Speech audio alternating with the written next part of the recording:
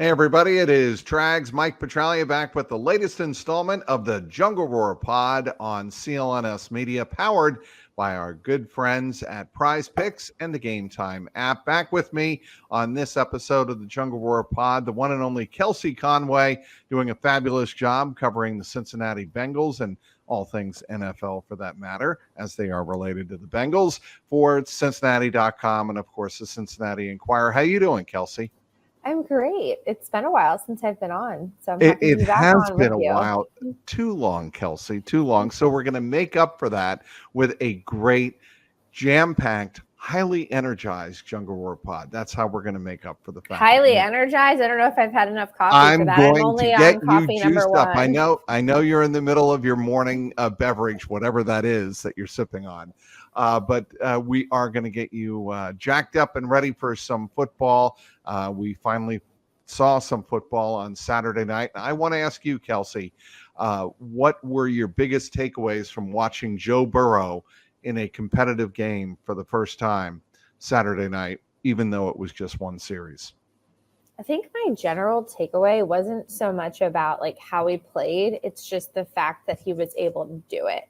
Like that's just got to be such a mental check the box for him and this entire organization. And, you know, you can say he looked sharp, and he did look sharp, and it was good to see him out going through the offense with the starters. But until they're really playing against a starting defense that is game planning for Joe, like, you know, like pump the brakes in that standpoint. But like, it's such a big deal for him and for the Bengals that he was even able to do that. And then he got through it without suffering an injury. Like, I can't imagine how, even though it was only a small sample size, how good that felt for him and what it could potentially propel him to be able to do earlier in the season. Because at the end of the day, like, he's human, and all of us as humans at some point, like if something happens to you as often as it has at the same time for the last couple of years, like at some point that's probably got to chip away at you, right? So I feel like that was my biggest takeaway. I also thought it was not a mistake that Dan Pitcher called on some very quick passes to get him into some type of rhythm, and not only quick passes, but low risk passes. First throw he attempted on the night was that quick hitter off the line of scrimmage to T. Higgins. It was complete, a tight window, I might add. When I went back and looked at that throw, I'm like, that took some precision for him to complete that, even though it was 7 yards, and T gained, I think, another 2 or 3 yards. Then there was the pass for no gain to Chase Brown. What did you think of him getting into that rhythm, and how important it was, like you said, for him just to have the sense of throwing the football again? I thought it was huge. And like you said, I mean, that was the plan all along. Zach told us, you know, he was going to be strategic in what he was able to call for Joe. But just seeing him get a full drive like that, like it wasn't just a 3 and out, you know, it was multiple reps for him. I thought it was really good. And again, you know, expectations should be tempered because it's the preseason and the Bucs were not game planning and we're only playing 2 defensive starters. But it's kind of like along the lines of what Joe has been saying in any podcast or media interview he's done. Like, when you are injured and you're not playing, people forget about you.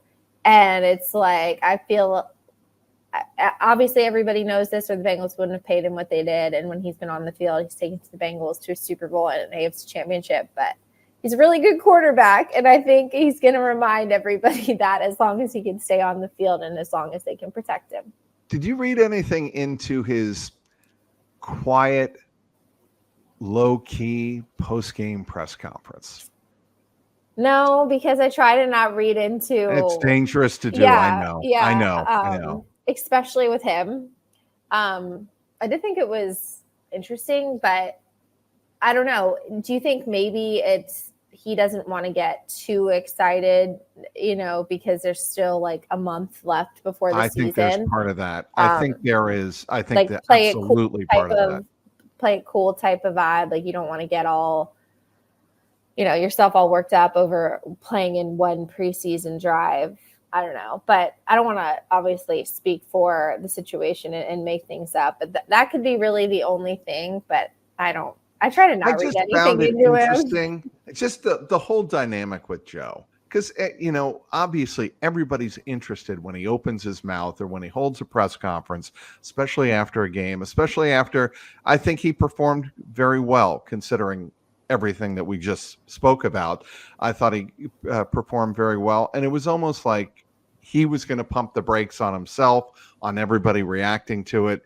Yes, I needed to get on the field. Yes, I needed to feel good, which I did. But there's still a lot of room to improve, and there's so much to be accomplished before that season opener on September 8th. I think that was the biggest message. Yeah. Well, we'll see how he is. You and I will both be in Chicago this week, Right. and if he practices, well, he will practice. It's going to be mostly the starters. Like if he talks to the media after, if he has a different tone, I don't know. It'll be interesting to monitor him over the next couple of weeks for sure.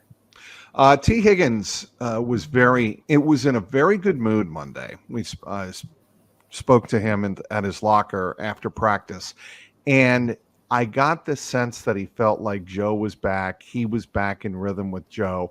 He actually, and I thought he was kind of being tough on himself. Maybe not. He called the ball in the end zone, the deep post into double coverage, a drop. He said, I clearly should have had the ball. It was a drop, but it was right on the money. And, I think of all of the passes he threw, that was his best pass. It was on target, right where a T could catch it.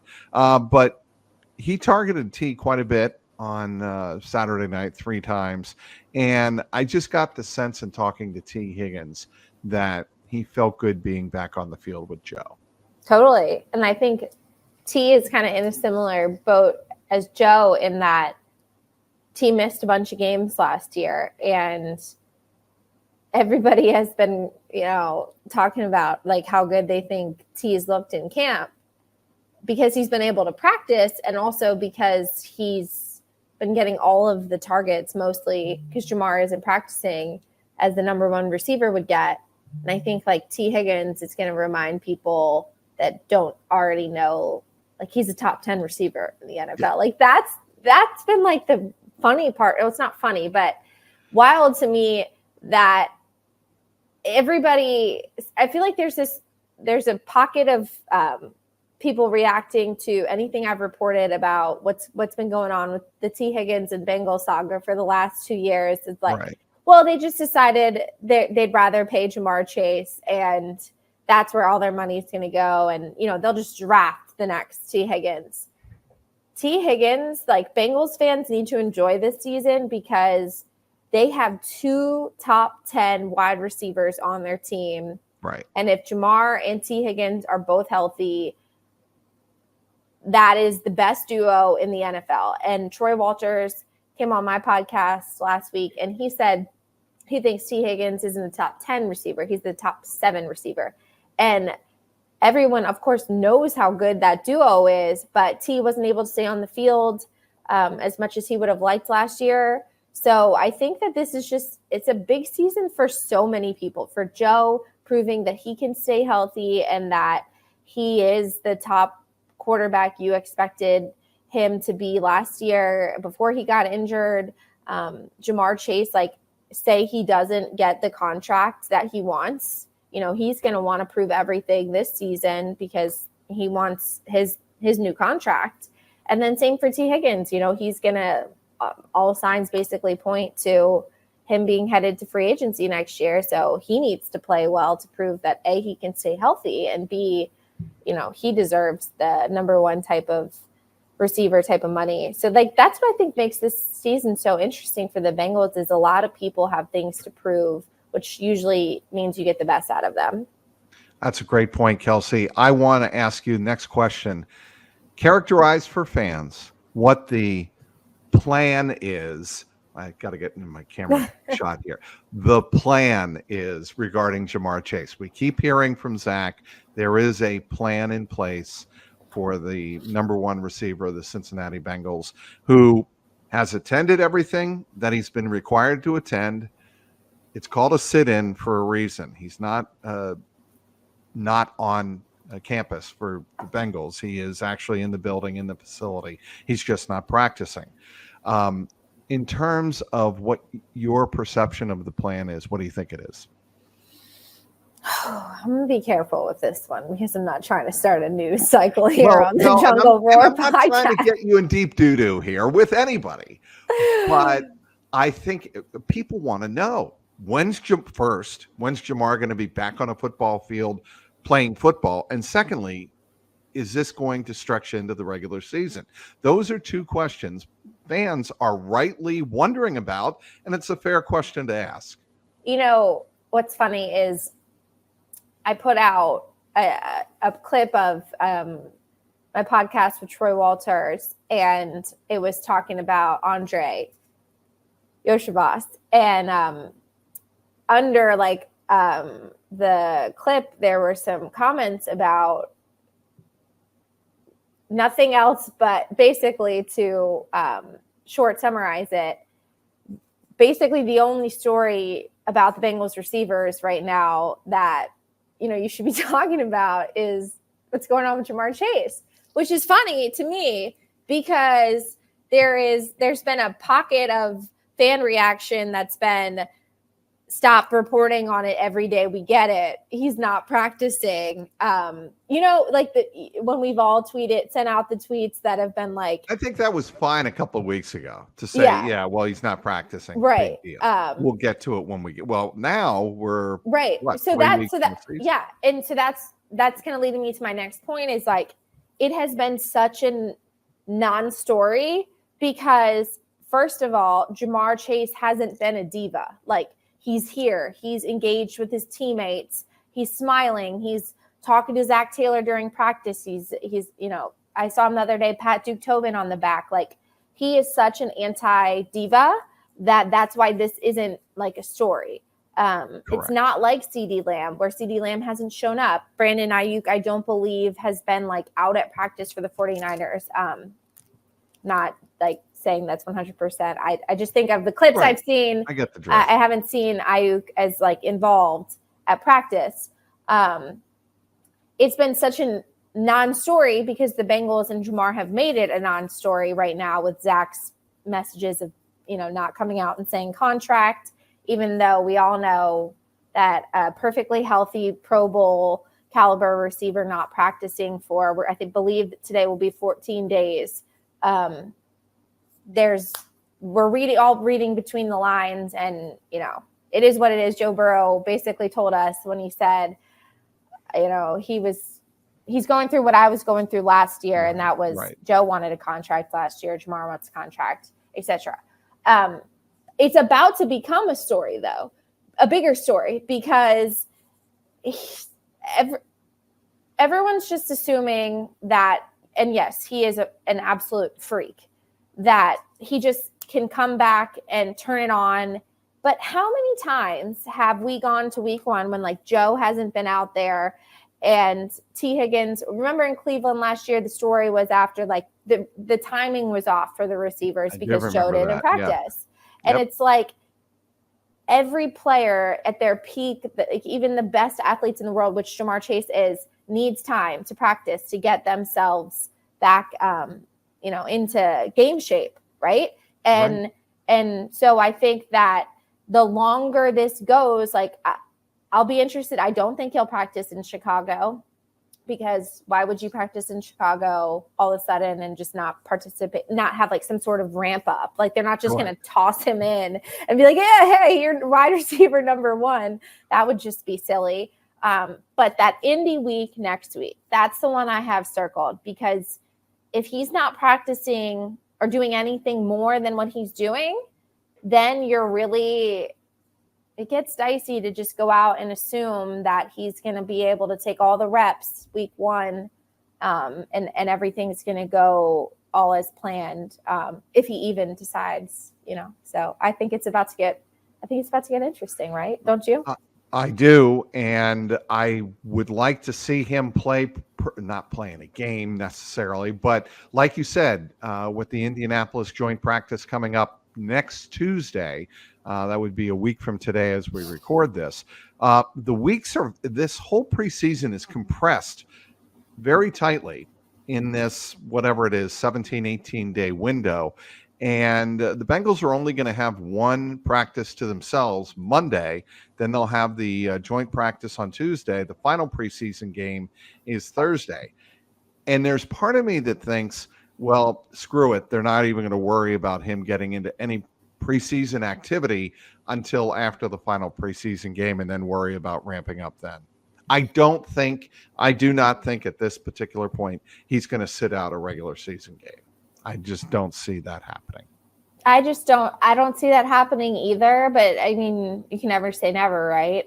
No. But I'm with you. Like, everything we know about Ja'Marr Chase, like, he's not that type of person, but this really is like the biggest leverage point he's had in his career so far. So, you can never say never, but I agree with you. I would be completely stunned if that, but I guess when you space out the calendar like that, like, if he doesn't do anything in Indy, there's still like, almost 2 weeks. Yeah. I think I was missing a week, right? Like 2 weeks would be enough for him to get back into shape, even though, like Joe said, they only need like one session. I think that would be like enough. I almost think that was Joe dropping a hint that don't expect him to be doing anything right now. Well, but maybe I'm reading it wrong.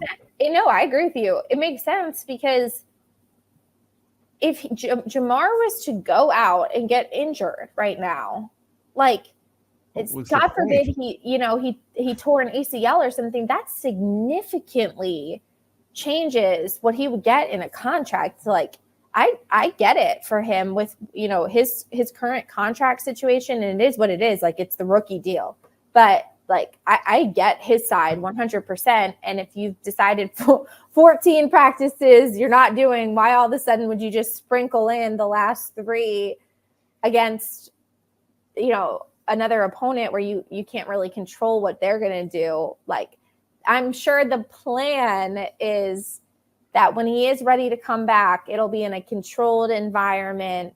Zach will have a full plan in terms of, like, he's going to take these reps, whatever.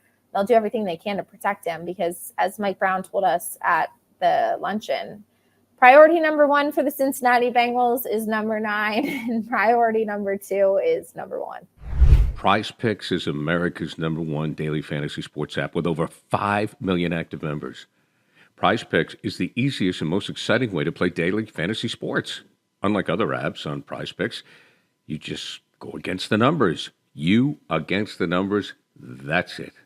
You can now win up to 100 times your money on Prize Picks. With as little as 4 correct picks, you can turn $10 into $1,000. That's right, $10 into $1,000. It's that easy.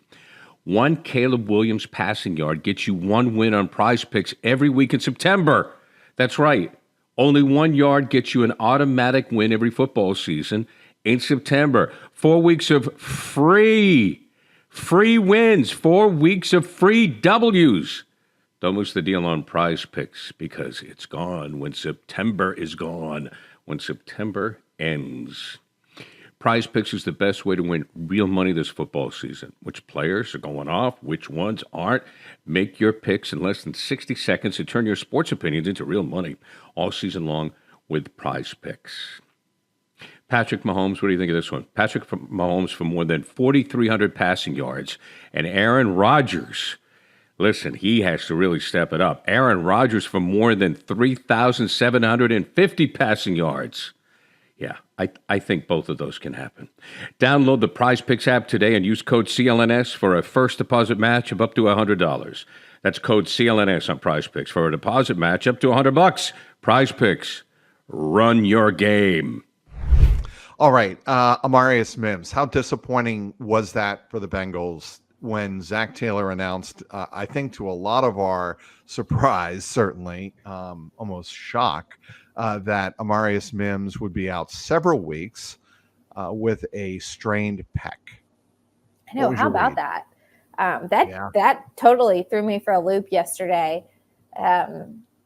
because you didn't see anything happen in the game. So I don't think any of us, most of the time we go in with a list of questions. I mean, just what a tough blow is what I my reaction to that, because I'm not sure, since I started covering the team, I've heard as many coaches glow about a player in his first training camp in the way that they have all glowed about Amarius Mims. And I wrote a story about him a couple weeks ago on Cincinnati.com.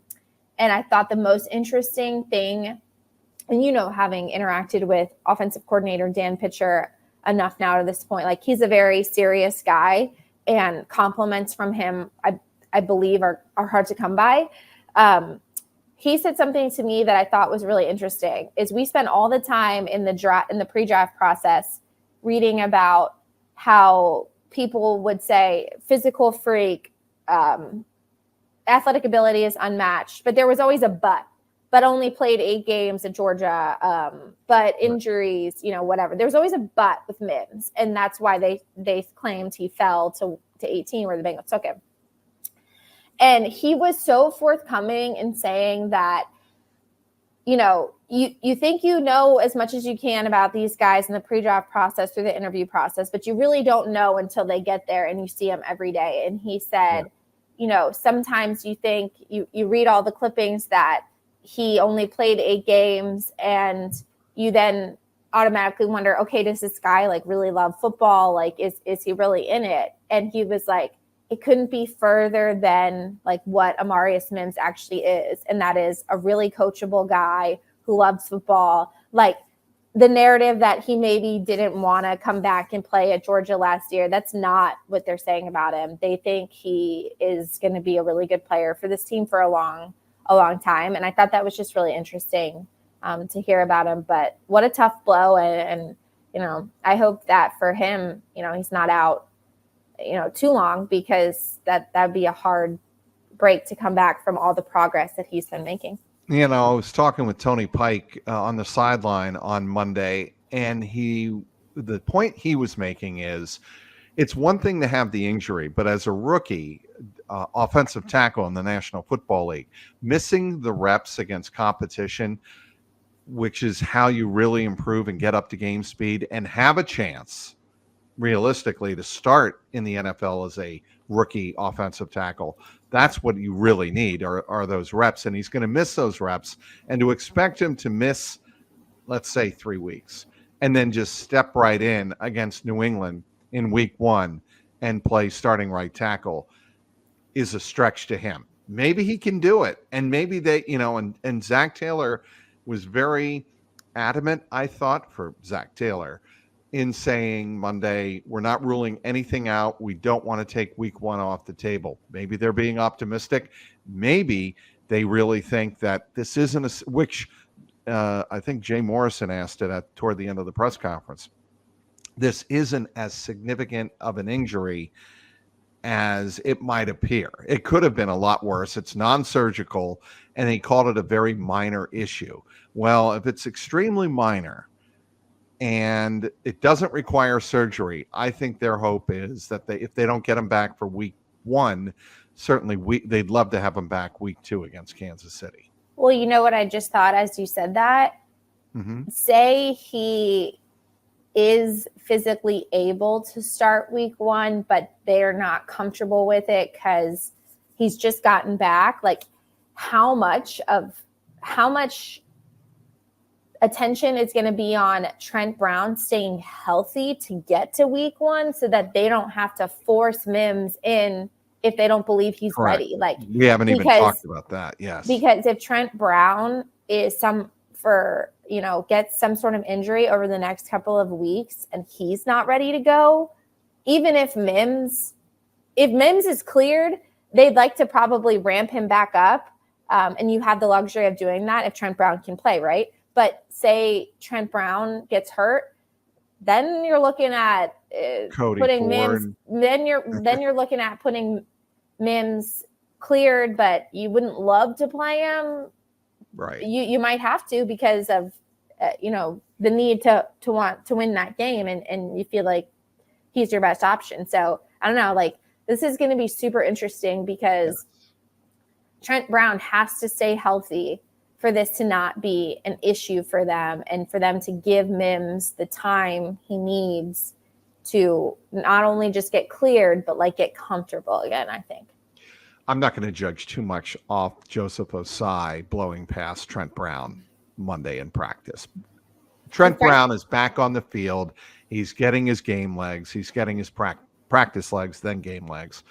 And I think Trent Brown will be fine once the games come around, and he's just not a practice guy. He wasn't that way with the Patriots, wasn't that way with the Raiders. Practice is not necessarily his thing. He realizes it's a necessary evil.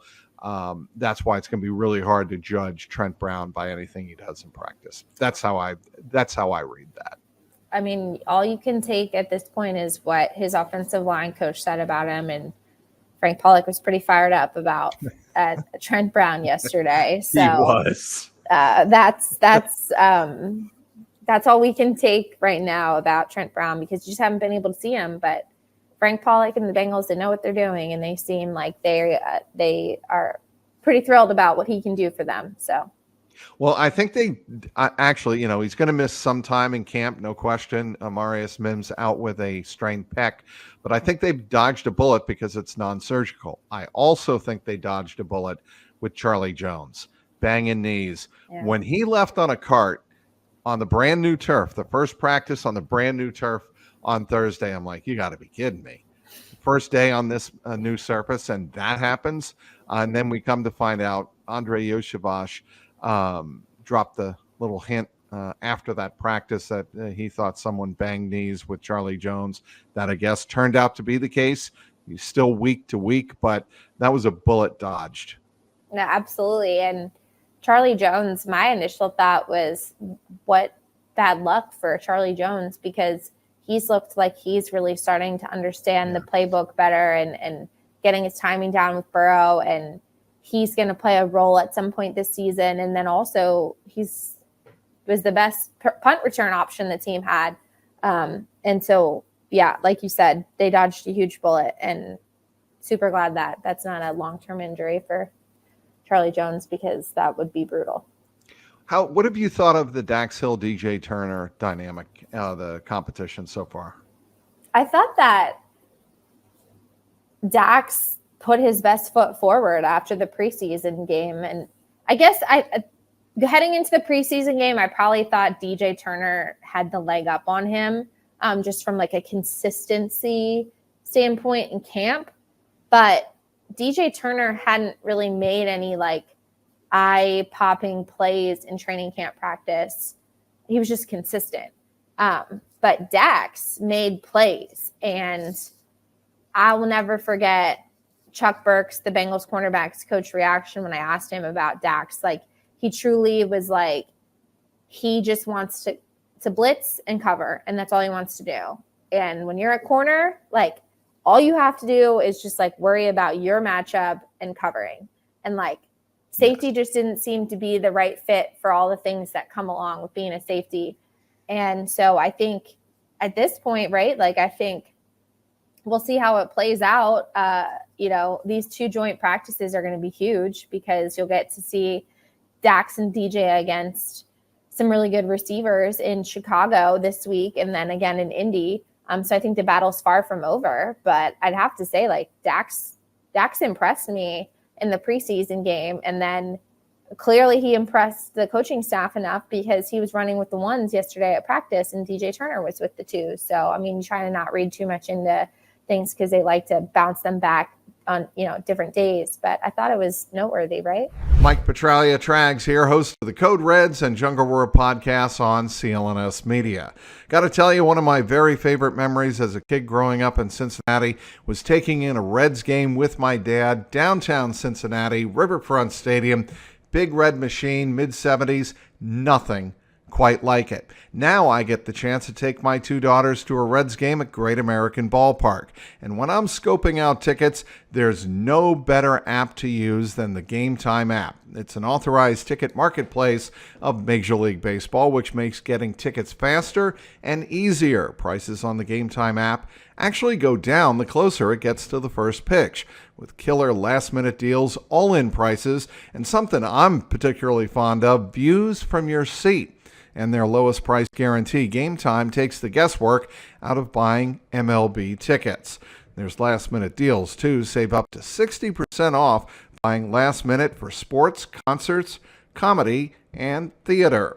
Taking the guesswork out of buying MLB tickets with Game Time is what they're all about. Download the Game Time app, create an account, and use the code CLNS for $20 off your first purchase. Terms apply. Again, create an account and redeem the code CLNS for $20 off. Download Game Time today. Last minute tickets, lowest price, guaranteed. I've actually thought, too, that Lou has shown a little bit more dime with 6 defensive backs than we're accustomed to seeing. And it might be a hint, maybe not. Maybe he's just trying to get a feel for what they would look like more in dime, because they have so many defensive backs now. They want to get a feel for maybe going with the dime look a little bit more often could be the way to go. Maybe the way to get more playmakers in there. Look, I think Josh Newton, as a rookie, could be a playmaker. I was waiting. How long it is was this coming. podcast? You knew it was before coming. you Josh dropped Newton, Josh like Newton. Dax Hill, had an interception in his first preseason game of his NFL career. Josh Newton. I'll tell you who's impressed me more than Josh Newton. I think Dejon Anthony, I really, to be very fair, knew nothing about him coming out of Ole Miss. Knew nothing about him. And what I've seen, his communication, his aggressiveness, his ability to make plays on the ball, I've really been very impressed. He had the one interception, I believe it was, on Burrow in 7-on-7s, and he had another interception on Jake Browning in 11s. I just think he's made a lot of plays on the ball, and he's been really communicative. And he and Josh Newton are pretty tight at the hip, very close friends.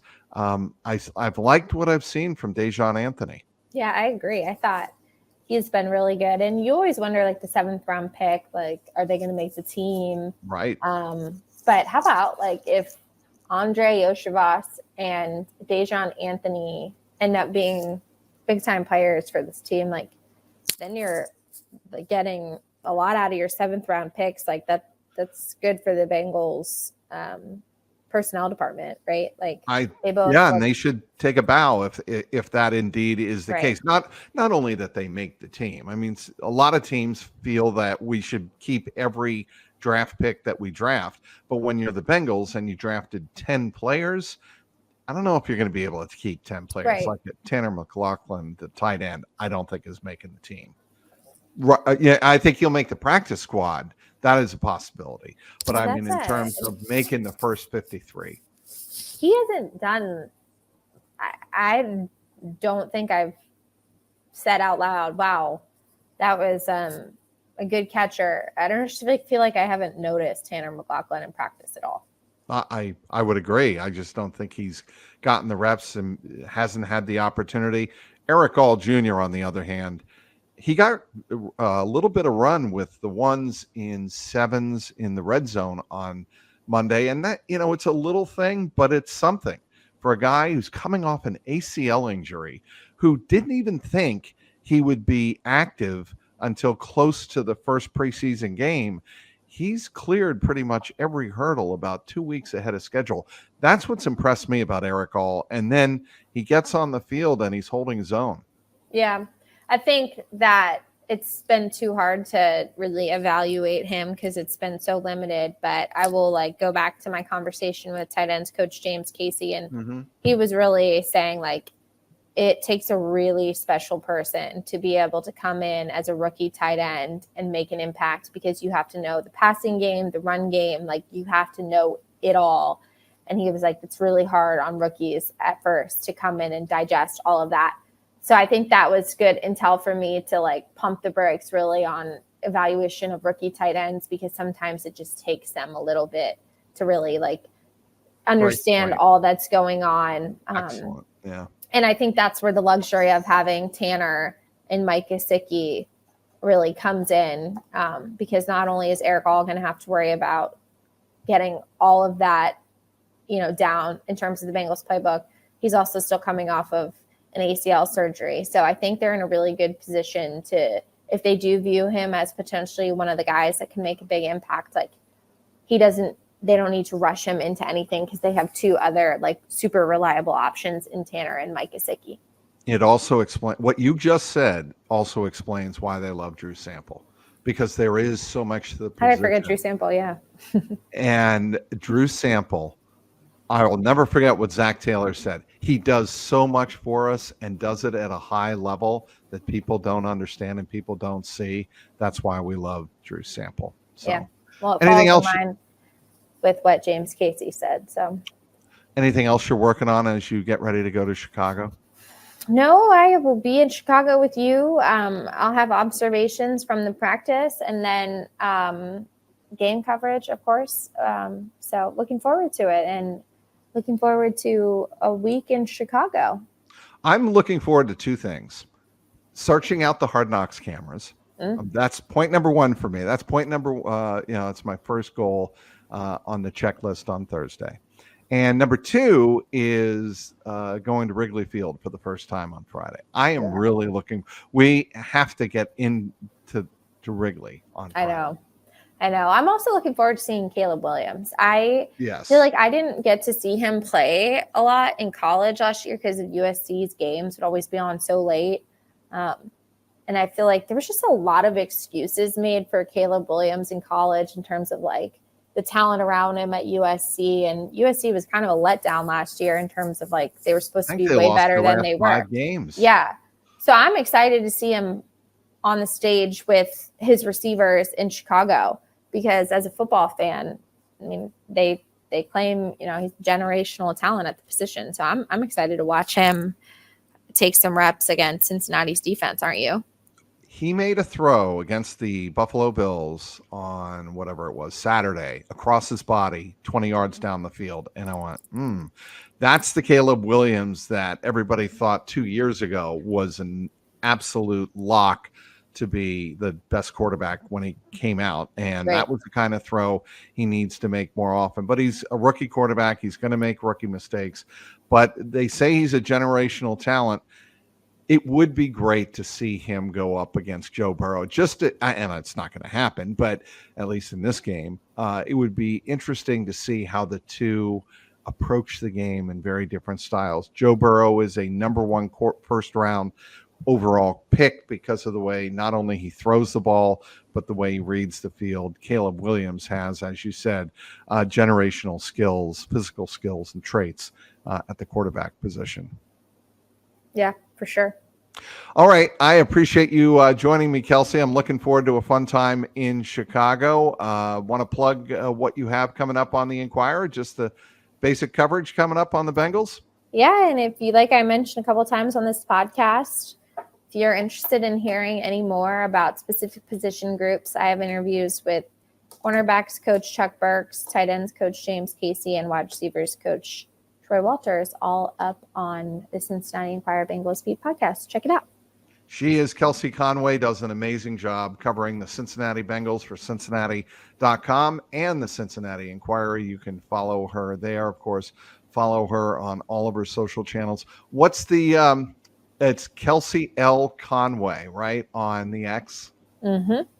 Impressed that I recalled that right off the top of my head. All right. She's Kelsey Conway. I'm Mike Petralia. This episode of the Jungle Roar podcast, powered as always by our good friends at the Game Time app and Prize Picks. Until next week, keep that jungle roaring.